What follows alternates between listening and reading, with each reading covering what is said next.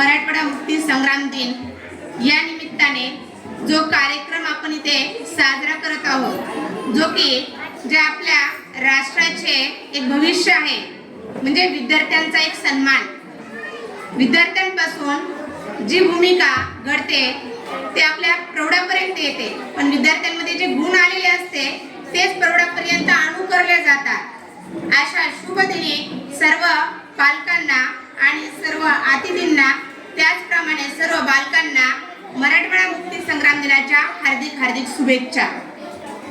देशाचे एक भविष्य, देशाचे एक कर्तव्य आणि देशाची एक जबाबदारी, प्रत्येक वर्षी प्रत्येक कार्यक्रमामधून हा संदेश सर्वप्रथम आपल्या इथे दिला जातो। त्याचे कारण असं आहे की आपण देशाचे सुजाण नागरिक आहोत। प्रत्येक कार्यक्रम हा पालकांसाठी, त्याचप्रमाणे हा विद्यार्थ्यांसाठी असतो। आज इथे कैलासवासी जयदत्तजी केंद्रे बहुउद्देशीय सेवाभावी संस्थे अंतर्गत चालू असणाऱ्या जय कोचिंग क्लासेस आणि किड्स फॅशन स्कूल या माध्यमातून आज आपण इथे सर्वजण एकत्र जमलेले आहोत। याच निमित्ताने आणि याच इन्स्टिट्यूटमध्ये किंवा याच संस्थेमध्ये आपले सर्वांची मुलं शिकत आहेत, जे की आपल्या एक राष्ट्राला महान बनवणार आहेत। इथला प्रत्येक गुण प्रत्येक बालकाने घ्यावं आणि त्या गुणांचा त्यांच्या आयुष्यामध्ये त्यांनी उपयोग करून आपल्या देशासाठी, आपल्या राष्ट्रासाठी महान कार्य करण्यासाठी हे कार्यक्रम घेतले जातात। आता तुम्ही म्हणाल एवढ्या लवकर महान कार्य कसं होणार, पण मला असं वाटतं लहान वयोगटातून दिलेली जी शिकवण असते किंवा जी भूमिका पार पडलेली असते ती भूमिका आपण शेवटपर्यंत विसरत नाही। मला माझ्या आईने शाळेत सोडलेला पहिला दिवस मी नाही विसरते, कारण मी रडत होते, मला शाळेत जायचं नव्हतं, मी 6 वर्षाची होते तरी मला जायचं नव्हतं। हा दिवस प्रत्येक जण जसा लक्षात ठेवतो, तसंच जोपर्यंत जय कोचिंग क्लासेस आणि किड्स फॅशन स्कूल मध्ये हे जे बालक शिकत आहेत आणि पालक या दोन्ही इन्स्टिट्यूटला कनेक्ट आहेत, तोपर्यंत हे पालक आणि हे बालक हे दोन्ही गोष्टी विसरणार नाही, जे की आपल्याला शिक्षणासोबतच आपण राष्ट्राप्रती काहीतरी देणं लागतो। आणि याचमुळे अशा वेगवेगळ्या दरवर्षी आपण उपक्रम राबवले जातात, स्पर्धा राबवले जातात। आपल्या बालकांना इथे या ठिकाणी एक स्टेज दिलं जातं। या अशा प्रांगणामध्ये आज सर्वजण पालक आणि बालक उपस्थित आहे, त्यांचं मनापासून धन्यवाद आणि स्वागत। यामध्ये सांगावंसं वाटतं की खरंच तुम्ही एक मुलाचं काम आपण करतोय आपल्या मुलांना घडवण्याचं। आपण जसं घरी थोडी शिकवण देतो, त्यानंतर आपलं मुलं शाळेत जायला लागतं, शाळेच्या बाहेर लगेच कोचिंगला जायला लागतं, मग तिथं जी शिकवण दिली जाते, आता सगळ्यांनी जर निरीक्षण केलं तर मुलगा घरी कमी आणि शाळेत क्लासमध्ये जास्त आहे। आता स्वतःच्या मनामध्ये जरी सगळ्यांनी हे केलं, काउंटिंग केलं किंवा मोजलं, माझ्याकडे माझं मूल किती वेळ असतो पहिलीच्या पुढे, तसा विचार केला तर अर्धा वेळ त्याचा झोपेतच जातो पूर्ण दिवसातला।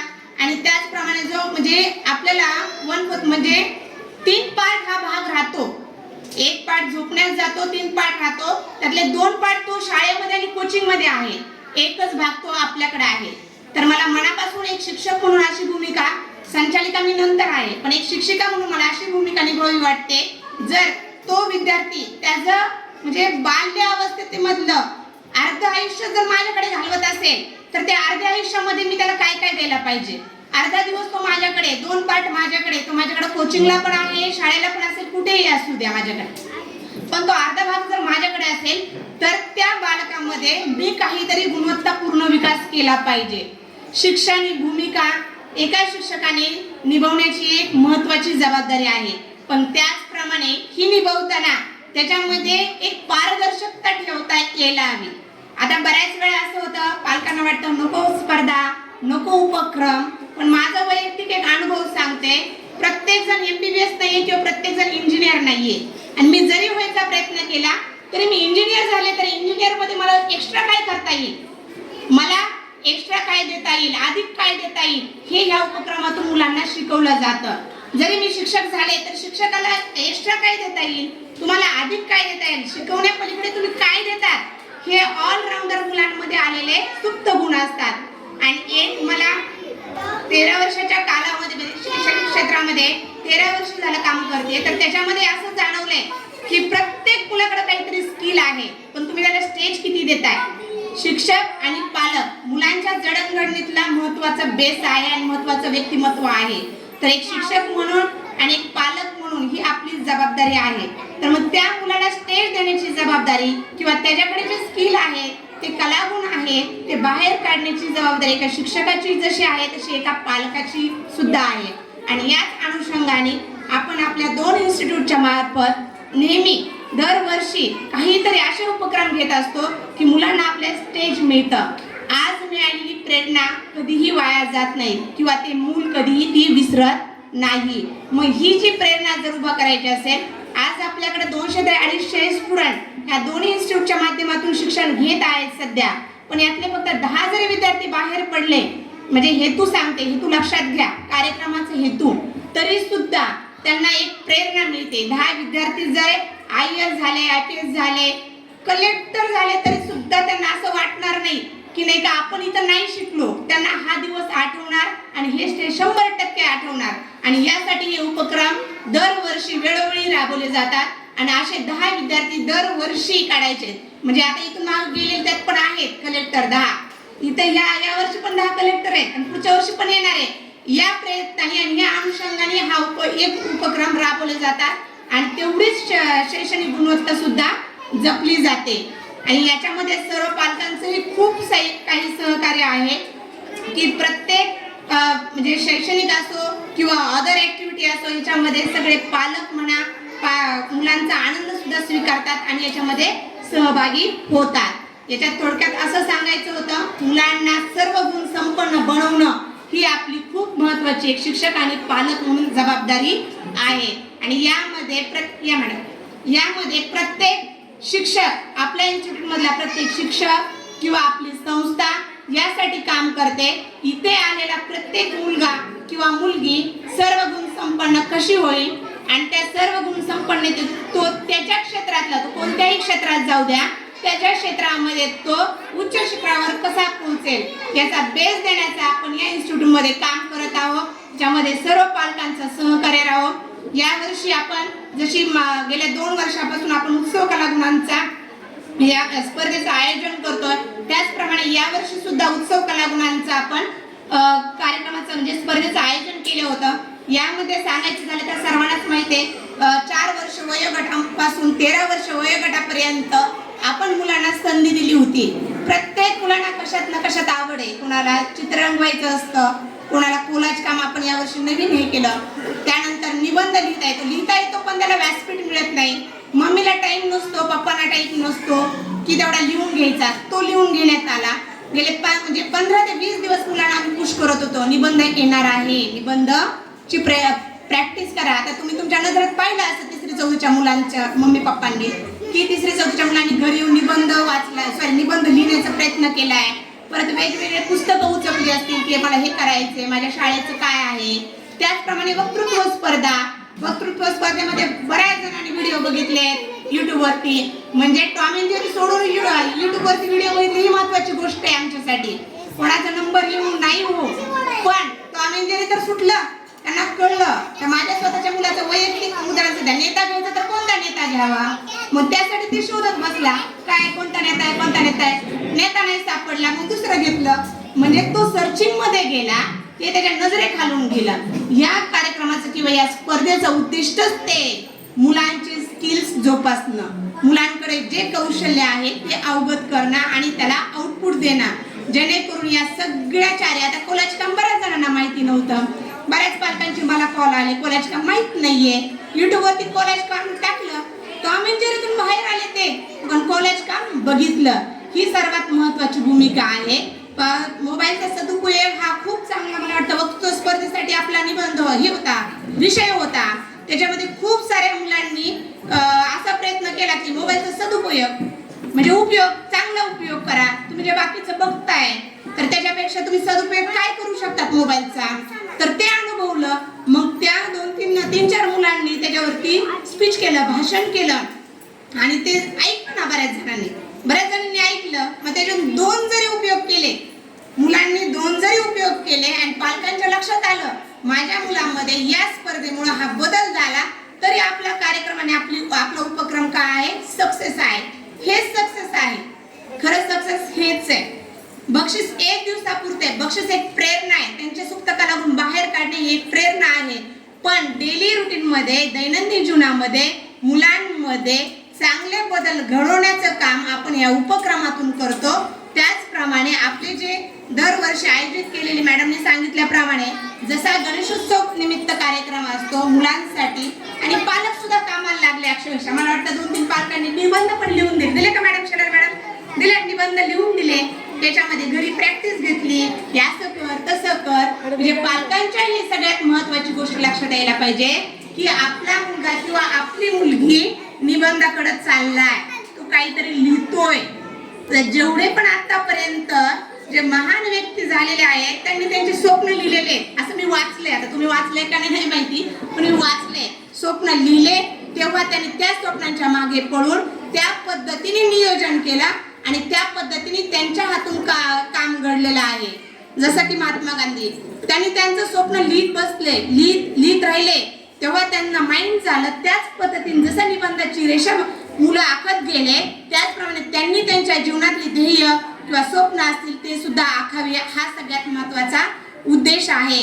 जेव्हा मुलं इथं वक्तृत्व स्पर्धेमध्ये बोलले, त्या दिवशी त्या मुलांना माइंड झालं मोबाईलचे सदुपयोग काय आहेत, आणि बऱ्याच जणांना त्या दिवशी कळलं आपल्याकडे नेते किती आहेत. जो वयोगट दिला होता आपण आपल्या संस्थेने 11 ते 13 वर्ष वयोगट होता, तर त्या वयोगटातील मुलांना कमीत कमी त्या दिवशी त्या कार्यक्रमाच्या निमित्ताने किंवा स्पर्धेच्या निमित्ताने जवळपास 15 ते 20 लीडर समजले. क्रांतिकारक नेते कोणते, बाकी दुसरे नेते कोणते, कुणी कशासाठी काय योगदान दिलेले आहे, हे 2 जरी वाक्य समजले तरी खूप महत्वाचे आहे.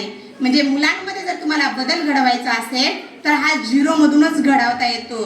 मुलगा 9वीला गेला, 8वीला गेला तर त्यांना वाचन कला शिकवणं किंवा त्यांना विचारणं तुझ्याकडे कोणतं अवगत आहे. जसं की लग्न झाल्यानंतर जशी महिला सासरी जाते तेव्हा त्याला 1-2 महिन्यामध्ये तिला विचारलं जातं तुला काय चांगलं बनवता येतं, तसं तो पिरियड आणि 4 वर्षानंतर विचारण्यात हा फरक आहे. तसाच हा मुलांचा बेस आहे, कारण तो लग्न झाल्यानंतरचा 1 महिना असतो. जसं की आपलं नवजात बालक आहे की नवीन तो उमलायला लागलेला आहे, शाळेत जायला लागलेला आहे, क्लासला जायला लागलेला आहे. मग त्याच्या शिक्षकाने आणि त्याच्या पालकाने त्याच्यामध्ये जे कौशल्य आहे ते ओळखून घ्यावं. अभ्यास सर्वांना करायचा आहे, अभ्यासासोबतच त्याच्याकडे अदर ऍक्टिव्हिटी किंवा अदर काय कौशल्य आहे, स्किल आहे, ही समजून घेणे सर्वात महत्वाची गोष्ट आहे. आणि ही समजून घेण्याचा किंवा त्यासाठी बालकांच्या कलागुणांना वाव देण्यासाठी आपण दरवर्षी असे वेगवेगळे स्पर्धा, वेगवेगळे उपक्रम राबवत असतो. आणि मोठ्या प्रमाणामध्ये सगळे पालक, आपल्या कालिकानगर परिसरातले सर्व पब्लिक सोसायटी सगळे आपल्याला प्रोत्साहन देत असतात. त्यामुळे सर्वांचं खरोखर धन्यवाद. आणि मुलांमध्ये तो कोणत्याही फील्डमध्ये जावं, कोणत्याही क्षेत्रामध्ये जावं, त्याच्यामध्ये त्याला जास्तीत जास्त काय करता येईल आणि त्याचं भविष्य ब्राईट म्हणजे तेजस्वी कसं बनवता येईल याकडे आपल्या सर्व पालकांचा कल असतोच. पण मुलांना सर्व गुण संपन्न बनवलं तर त्याला यश आणि अपयश दोन्ही पचवता येतं. कारण की जेव्हा निबंध लिहिता नाही आलं तेव्हा मुलगा म्हणतो नाही मला स्पीच करता येतं, म्हणजे मला भाषण करता येतं. भाषण नाही करता आलं तर तो म्हणतो निबंध लिहिता येतो. मग त्यामुळे आम्ही या वर्षी ज्या ह्याच्यामध्ये वयोगट दिले आपण, पण 2-3 असे विद्यार्थी होते नाही मॅडम आम्हाला हेच करायचं, ठीक आहे नो प्रॉब्लेम. पण त्या मुलांचं स्किल म्हणजे त्यांना डेव्हलप होणं किंवा त्यांच्याकडे जे कौशल्य आहेत ते विकसित होणं ही सर्वात महत्त्वाची बाब या स्पर्धेच्या पाठीमागची आहे. आणि ती यामधून आपण साध्य केली असं मला वाटतं. आणि पालकांनी ही दरवर्षी अशा भरघोस कार्यक्रमामध्ये मुलांना सहभागी करून शिक्षणासोबतच या सगळ्या गोष्टींना त्यांना थोडासा पाठिंबा दिला तर मुलं आपली खरंच नक्की घडतील. आणि आपल्याला जे तुम्हाला सांगितलं दरवर्षी आपले कलेक्टर घडत चालले, तर आपला हा कलेक्टरच आहे. आपला हा कलेक्टर आहे समजला ना, नो हा शब्द काढून टाकायचा. मी आता बऱ्याच वेळा कार्यक्रमात सांगते की नो म्हणजे माझा मुलगा नाही करत, नाही हा शब्द जर काढला तर मुलगा खूप सक्रिय होतो आणि खूप पॉझिटिव्ह होतो.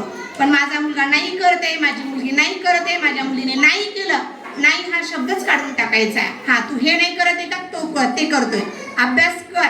हा बाळाने आज 1 पेज नाही लिहिला, आज अर्धा पेज लिहिल्या, पॉझिटिव्ह. जेवढं तुम्ही मुलांसमोर सकारात्मक दृष्टिकोनातून बोलत राहाल तेवढे मुलं सकारात्मक होतात. तुम्ही नाही किंवा मी एक पालक आहे नाही नाही नाही तर माझा मुलगा नाहीच मग असं होतं. नाही ही प्रतिक्रिया मुलांना दाखवू नका. ते जे आपल्याला जे रिस्पॉन्स देत आहेत जे प्रतिसाद देत आहेत त्यांच्या ज्या डेली रुटीन म्हणजे दैनंदिन जीवनातून त्यांनी समजा सकाळी 2 पानं वाचलेली असतील संध्याकाळी 2 पानं लिहिली असतील अरे वा आज 2 पानं लिहिली आणि 2 पानं वाचली. एक उदाहरण सांगावं वाटतं गणेश शिंदेच्या व्याख्यानामध्ये गणेश शिंदे व्याख्याते आहेत नगर जिल्ह्यातले. त्यांच्या व्याख्यानामध्ये ते नेहमी सांगतात आपण जेव्हा पाहुणे येतात तेव्हा त्या मुलांना सांगतो तू असं करू नको तू तसं करू नको असं नको करू हे येणार आहे ते येणार आहे पण त्या दिवशी मुद्दाम तो मुलगा काही ना काही खोड्या करतो. म्हणजे त्याला तुम्ही अलर्ट केलंय त्याच्या निगेटिव्ह बद्दल काय सांग. तुम्हाला माहिती आहे ना माझा मुलगा काय आहे खोडकर आहे आणि पाहुणे आले ती पाहुणे देखो तो काहीतरी करणारच आहे. कविता मॅडम ही गॅरंटी आपल्याला आपल्या मुलाची असते आणि त्या दिवशी आपण त्या पालकाला त्या मुलाला सांगतो की आज पाहुणे येणार आहे शांत बसायचं इकडं बस तिकडं बघू नको तू एवढंच कर. त्याला असं का करायचं नाही कारण त्याची मॅच्युरिटी त्याची समजदारी आणि आपली समजदारी ही काय असते वेगवेगळ्या प्रकारची असते. मग तो मुलगा मुद्दामून गणेश सर सांगितलं गणेश सरांनी एका व्याख्यानामध्ये की तो बाहेर जातो शूज असतात आपले जे पाहुण्यांचे ते लेस बांधतो काहीतरी कुटाणे करतो बुटामध्ये पाणीच टाकेल काहीतरी काय त्यांची बॅगच कुठेतरी उचलून ठेवल. हे आलेत म्हणून त्याच्यावर काय पडलंय बर्डन पडलेले त्याला एक ओझं झालंय. हे आलेत म्हणून मला मनसोक्त खेळता येईना मग तो मुद्दाम त्या पाहुण्यांच्या वाटेत जातो आणि मुद्दाम त्या पाहुण्यांना काय करतो त्रास कसा होईल याच्या उद्दिष्ट त्याचं असतं. पण त्यापेक्षा त्याला तुम्ही पॉझिटिव्ह करा एक सकारात्मक दृष्टिकोन द्या की असं केलं तर तुला असं करावं लागणार आहे. मी जर पाहुण्यांसोबत चहा घेऊन गेले तर तू लगेच हा घ्या चहा म्हणा म्हणजे तो तिथं गुंतलाच आहे. किंवा त्याला आपण म्हणा इतके निघत एक पाहुण्याने मी एकाला बसा म्हणले की तुम्ही दुसऱ्याला म्हणा तुम्ही पण बसा. हे अशा पॉझिटिव्ह आणि सकारात्मक गोष्टीतून आपल्याला आपल्या मुलांना घडवायचं आहे. तर अशा पद्धतीने सर्व पालकांचा आणि आपल्या इन्स्टिट्यूटमध्ये जेवढे पण शिक्षक असतील बाहेरून जे आलेले आहेत कविता मॅम आहेत राणी मॅम आहेत तसंच कदळ मॅम आहे शाहरुख मॅम आहे बांगर मॅम आहे हे सगळे टीचर फील्डमध्ये आहेत. या टीचर फील्डमधल्या सर्व शिक्षकांनी अशा पद्धतीने आणि पालकांनी अशा पद्धतीने भरघोस आपल्या मुलांना एक स्टेज देण्याचं किंवा व्यासपीठ निर्माण करून दिला तर आपला मुलगा आणि मुलगी घडवणं जास्त काही लांब नाही आपल्या एकदम जवळ आहे दारात आहे. फक्त या गोष्टीचा आपल्याला नक्की अवलंब करावा लागेल. थँक्यू.